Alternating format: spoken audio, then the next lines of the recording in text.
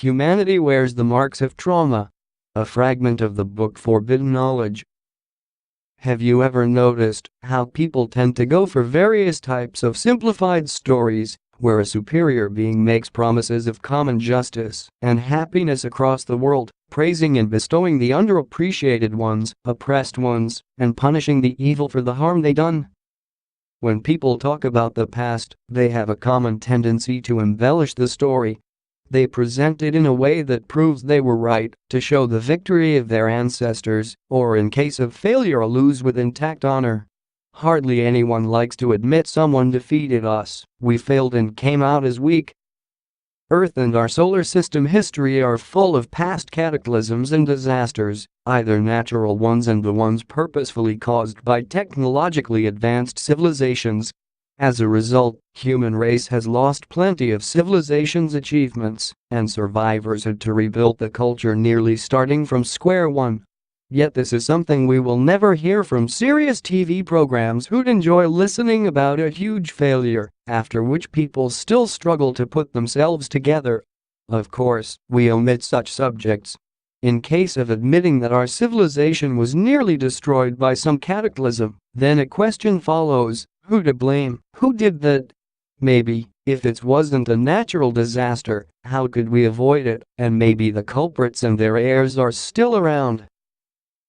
Humanity is marked by trauma, and the best proof for that is included in religions and conveyed messages.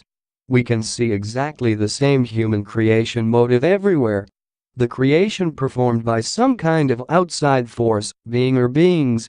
What is also interesting, another repetitive motive is the fall of man and following disasters. What's more, almost everywhere it is claimed the cataclysm was caused by someone, by God or gods depending on tradition, and that the disaster is about to come again, and God or gods will participate. This catastrophe is usually put into more poetic words, called Judgment Day, or another religious term.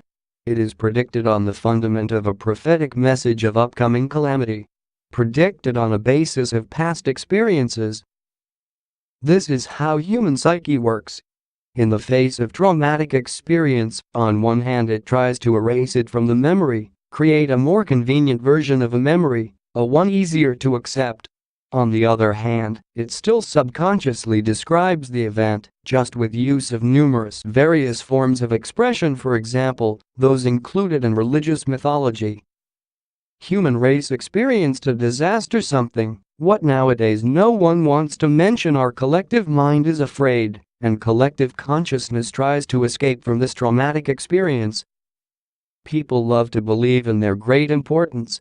They do it to the point of placing themselves in the center of the universe as a major achievement of the Creator. What do we try to cover with those statements? Maybe a past event which devastated our ego, confidence, sense of security and identity? While observing the desperation and obsession of some people preaching ridiculous claims of their religions, the lack of sense of security becomes obvious.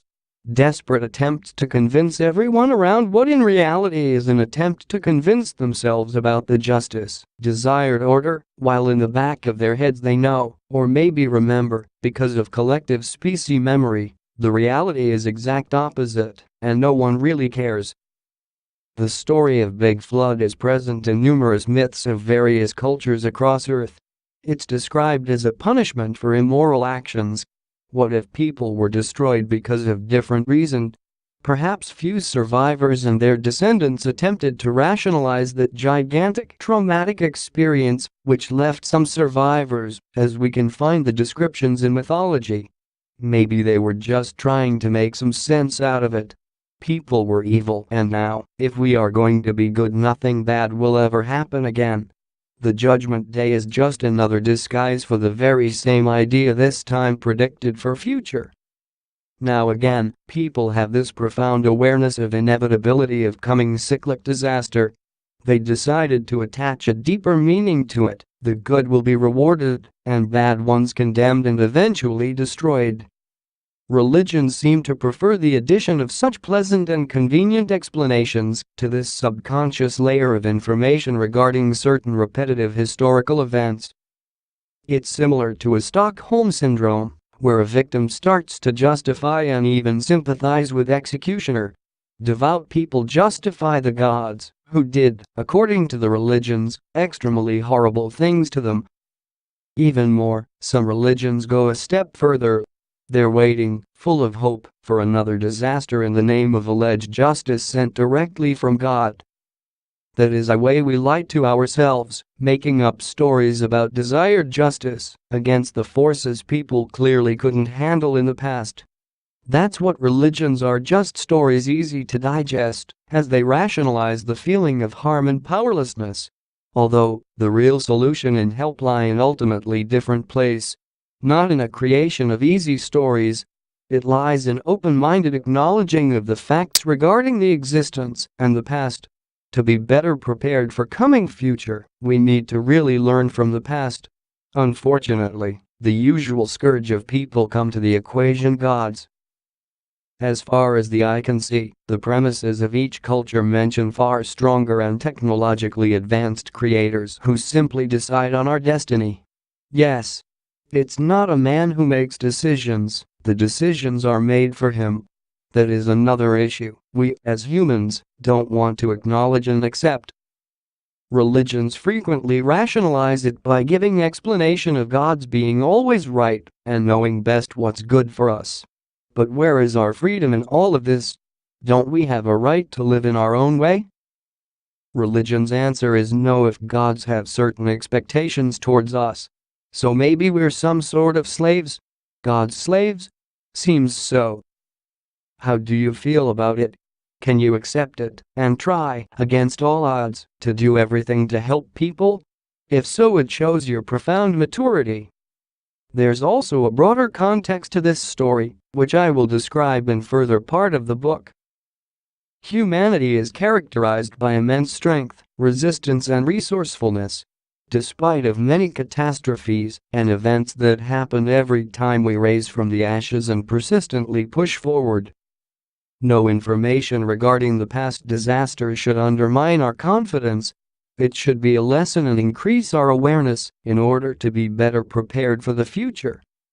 There's hidden strength in people, intensely astonishing for a huge part of the universe. Traumatized person usually runs away from disturbing memory, making every attempt to rationalize what happened. And this is what happens to all people. But not for long.